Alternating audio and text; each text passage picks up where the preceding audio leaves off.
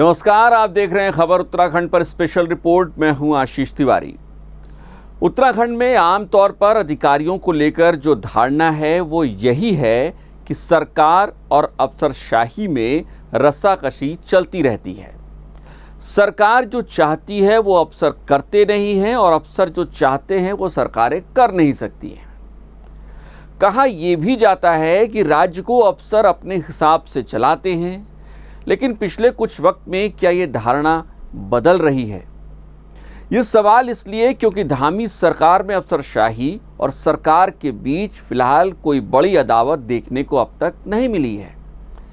ये सवाल उठने के पीछे ये वजह भी मानी जा सकती है। वैसे धामी सरकार और अधिकारियों की जुगलबंदी की शुरुआत उस वक्त से मानी जा सकती है जब पुष्कर सिंह धामी ने मुख्यमंत्री पद की शपथ ली थी। मुख्यमंत्री पद की शपथ लेते ही पुष्कर सिंह धामी ने राज्य में अफसरशाही के मुखिया का पद अपने मनपसंद अफसर को दे दिया। खास बात यह रही कि यह अफसर दिल्ली से उत्तराखंड लाया गया।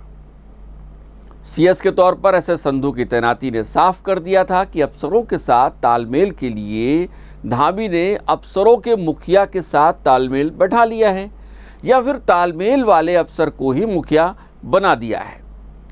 फिर खास बात यह भी थी कि एसएस संधू को केंद्र से लाया गया, लिहाजा सभी को पता था कि डोर दिल्ली से खींची गई है।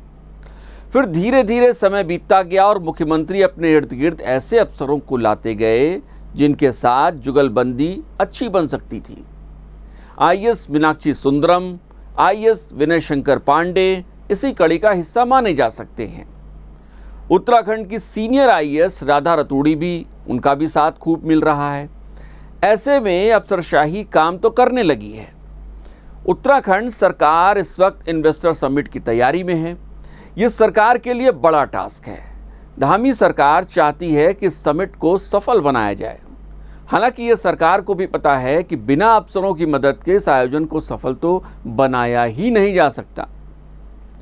धामी सरकार ने इन्वेस्टर समिट की बड़ी जिम्मेदारी भी एसएस संधू, राधा रतूड़ी, मीनाक्षी सुंदरम और विनय शंकर पांडे जैसे अफसरों पर डाली।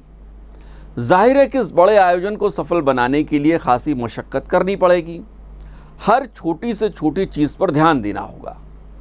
ऐसे में अनुभवी अफसरों की ज़रूरत है। इस अनुभव के साथ ही एक और बेहद ज़रूरी अनिवार्यता है और वो ये है कि जिनको भी ये काम सौंपा जाए उससे कम से कम अफसरों वाला एटीट्यूड तो हटा ही लिया जाए। काम करने और किसी भी सूरत में काम निकाल ले जाने की हसरत भी उस अफसर के भीतर होनी चाहिए। धामी सरकार ने जिन अफसरों को ये काम सौंपा है उनमें ये बात फिलहाल दिखाई दे रही है। इस बात का जिक्र खुद राज्य में 5,000 करोड़ के निवेश का ऐलान कर चुकी आईटीसी ने किया है। दरअसल आईटीसी के सीईओ जब दिल्ली में इन्वेस्टर समिट के कर्टेन रेजर में पहुंचे तो उन्होंने जो वाकया बताया वो दिलचस्प था।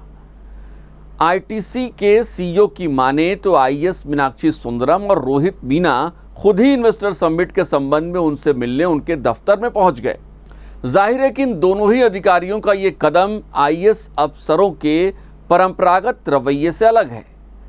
आमतौर पर अधिकारी अपने दफ्तर में आने वाले लोगों को भी लंबा इंतजार कराते हैं, लेकिन यहाँ कुछ अलग हुआ। दोनों अधिकारी खुद ही एक बड़ी कंपनी के सीईओ से मिलने पहुँच गए, उनसे इन्वेस्टर समिट के लिए बातचीत की। ये एक अच्छा संकेत माना जा सकता है, वो भी तब जब मुख्यमंत्री के बेहद करीबी अफसर भी अफसरशाही वाले अहंकार में न दिखाई पड़ रहे हों। आमतौर पर सरकारें योजनाएं बनाती हैं, लेकिन उनका क्रियान्वयन देखने वाले अधिकारी अपनी सुस्ती से योजनाओं का पलीता लगा देते हैं। लेकिन जिस तरीके की कार्यशैली मौजूदा वक्त में दिखाई देती है उससे क्या एक बेहतर संकेत माना जा सकता है? क्या ये माना जा सकता है कि आने वाले दिनों में सरकार और अफसरों के बीच का माहौल बदलेगा? और क्या इससे ये भी माना जा सकता है कि इससे राज्य की स्थिति भी पहले से तो बेहतर हो सकती है?